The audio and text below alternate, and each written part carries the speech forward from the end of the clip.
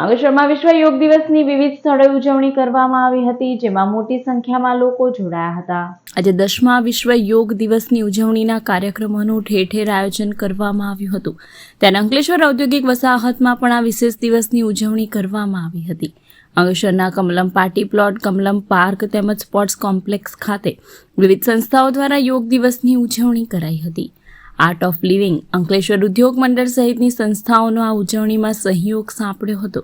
યોગ દિવસની ઉજવણીમાં મોટી સંખ્યામાં લોકો જોડાયા હતા.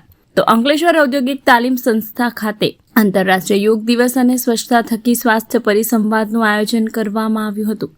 Thakor Patel arts and commerce college ખાતે આચાર્ય ડોક્ટર G.K. નંદાના માર્ગદર્શન હેઠળ વિશ્વ યોગ દિન નિમિત્તે શારીરિક શિક્ષણના વ્યાખ્યાતા ડોક્ટર મનેશ પટેલ અને યોગ શિક્ષક નીરવ પટેલ, પૂર્વ પ્રોફેસર પ્રવીણકુમાર B. પટેલ દ્વારા વિવિધ યોગાસન અંગે માર્ગદર્શન આપ્યું હતું અને યોગાસનો કરાવવામાં આવ્યા હતા.